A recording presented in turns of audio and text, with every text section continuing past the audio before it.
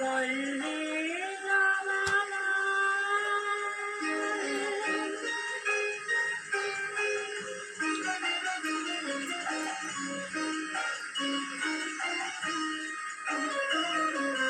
মায়া তরুর বাঁধন টুটে মায়ের পায়ে পড়লি লুটে মুক্তি পেলি উঠলি ফুটে আনন্দ বিহার তোর সাধনা আমায় শেখা জবা তোর সাধনা আমায় শেখা জীবন হোক সফল বল রে যাবা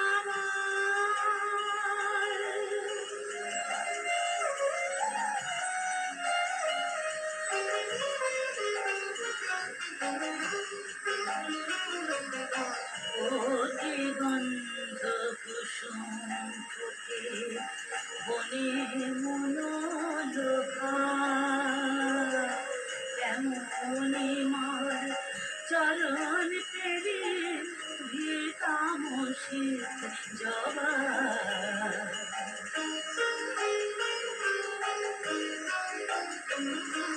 তোর মতো মার পায়রা জবা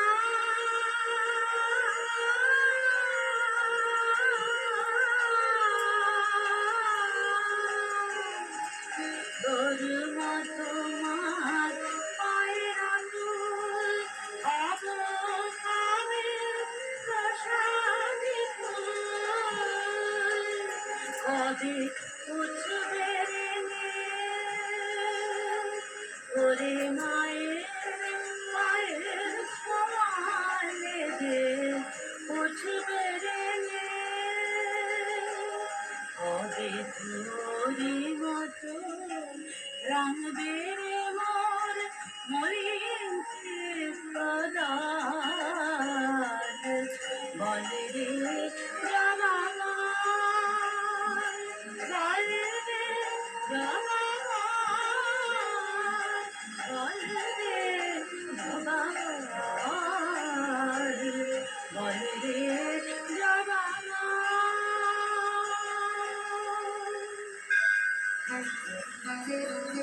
কেমন লাগছে কালী কথা? আপনার মতামত আমাদের জানান হোয়াটসঅ্যাপ করে 7890983983 নম্বরে। আর শুনতে থাকুন কালী কথা 98.3 মির্চিতে।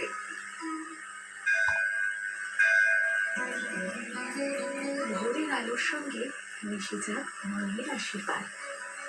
শুনছেন 98.3 মির্চিতে কালী কথা, সঙ্গে জগন্নাথ বসু।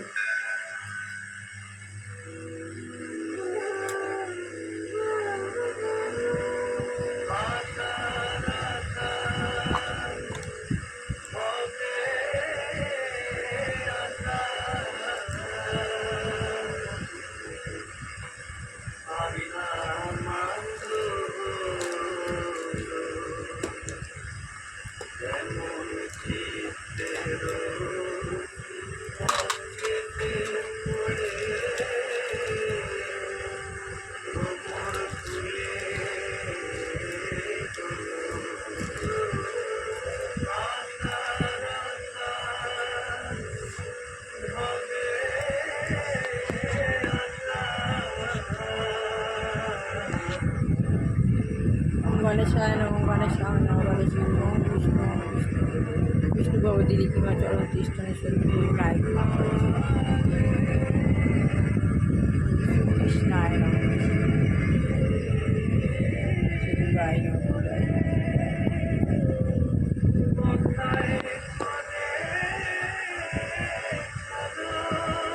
ওম রক্তম ভুজং শরম শেষি চৌতমোধিপং ভজামি বন্ধুন দদাধয়া পরাং মানিক্য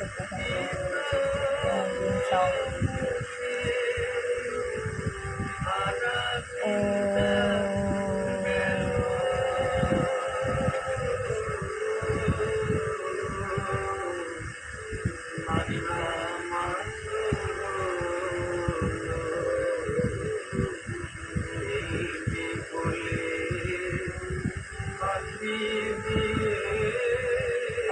একটা শান্ত সন্তুষ্ট মাঝখানে অবস্থিত দেবতা ছিলাম, যে তার বিয়ে মানুষকে দাপড়ে জেনে নিয়ে এসেছে পরীক্ষা ডিসচার্জ দিয়ে সম্বন্ধে সৃষ্টি কর্মকর্ম হওয়ার জন্য উপরে শুক্রে আমার উল্টানো বৃক্ষ আছে, তা নিচে শিক্ষা অবস্থা আছে প্রচুর চোখি থেকে এক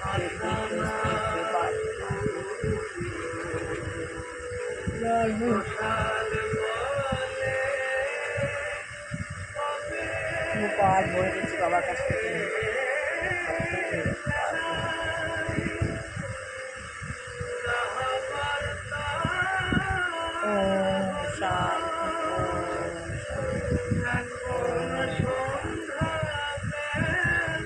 শ্রী গুরুদেব দুর্গাপ্রসন্ন পরমহংস দেবার গুরু গীতা গুরু। আমি প্রতিদিন গুরুর সঙ্গে ঘড়ি নিয়ে গীতা নিয়ে বন্য মুহূর্তে আপনারাও আসুন আমার সঙ্গে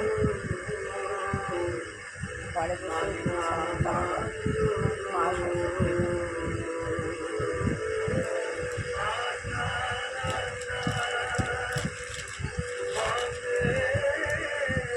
লক্ষ্মীদেব পায়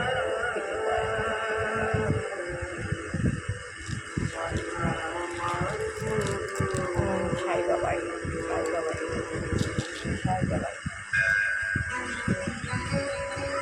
বাবাই শ্রী জগন্নাথ বসুর সঙ্গে কালী কথা, শুধুমাত্র 98.3 মিউজিকে। এটা আমার অন্তরে আরাধ্য দেবতা শিব গুরু। শাস্ত্রের দোহাই দিয়ে বসুদেব এবং দেবকীকে সান্ত্বনা দিতে লাগে। সে বলছে, আত্মজ্ঞানের অভাবে তোমরা যদি আমায় তোমাদের পুত্র সন্তা বলে খুশিও করো, তবু বলছে আমি তোমাদের কাছে আমার অন্যায়ের ঠিকানে ক্ষমা চেয়েছি। তোমরা সাধু স্বভাবের বন্ধুবৎসল, তোমরা আমার ক্ষমা করে দাও। ক্ষমা করবে তো? অংশ যখন কাঁদতে কাঁদতে দেবকী ও বসুদেবের পা জড়িয়ে ধরল। অংশকে অনুতপ্ত দেখে দেবকী তাকে ক্ষমা আমি আত্মজ্ঞান লাভের পন্থা বইটা পড়ি, এই বইটা পড়তেই হবে সবাইকে। আত্মজ্ঞান লাভ না হলে আমরা ভবনদী পার হতে পারি না। এই না হলে ভগবান তাদের করে জন্ম পরীক্ষা করেন। বসুদেব তখন আস্তে আস্তে কংসকে বলছেন, হে মহারাজ, তুমি যে বললে তা ঠিক। দেখে আত্মবুদ্ধি কোনো অজ্ঞানের কাজ। দেবকী আত্মা বলে মনে করে মানুষ। তাহলে সাংঘাতিক বলছেন, এমন কোনো মানুষ কি আপনাদের কাছে এসেছে যে পূর্বে সে কোনো বসুদেব কংসকে ভণ্ড গুরুর পাল্লায় পড়েছিল? এমন কোনো মানুষ এসেছে যে কেউ কোনো দিনও ভণ্ড গুরুর পাল্লায় পড়েছিল? শিবপ্রভা বলছে, হ্যাঁ, অনেকে রয়েছে।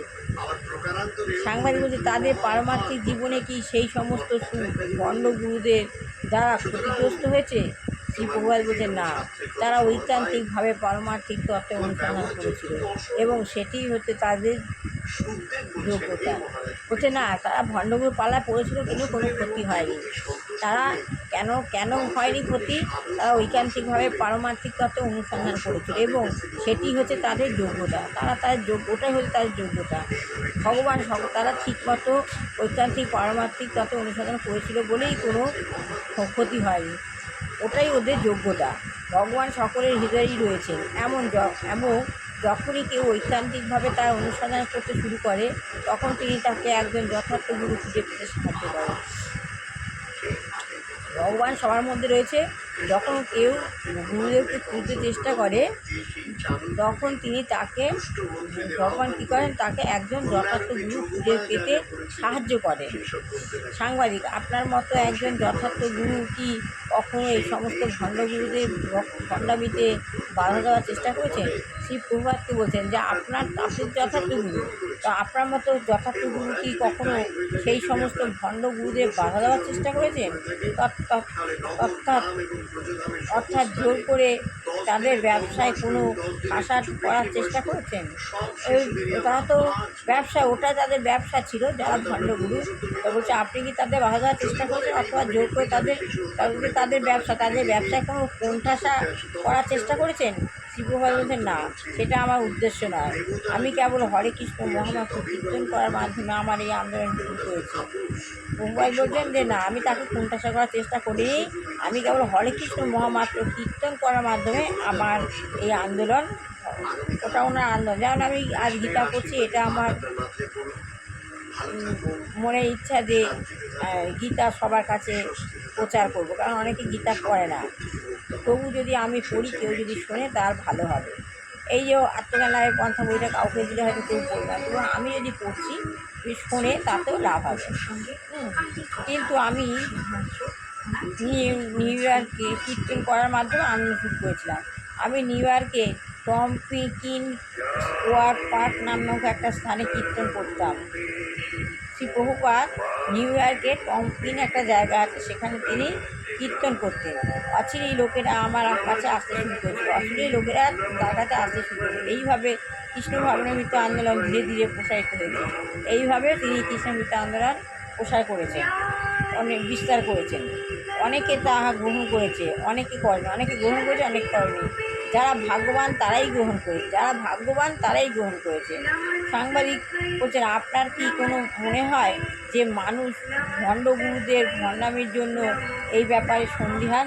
তা আপনার কি মনে হচ্ছে যে মানুষ ভণ্ড গুরুদের ভণ্ডামির জন্য এই ব্যাপারে সন্দেহজনক মনে মনে সন্দেহ করেন? কোনো হাতুড়ে দাঁতের ডাক্তারের কাছে গিয়ে যদি আপনার দাঁত ভেঙে যায়, তাহলে অন্য দাঁতের ডাক্তারদের সম্বন্ধেও আপনার যেমন সন্দেহ হয় তেমনি।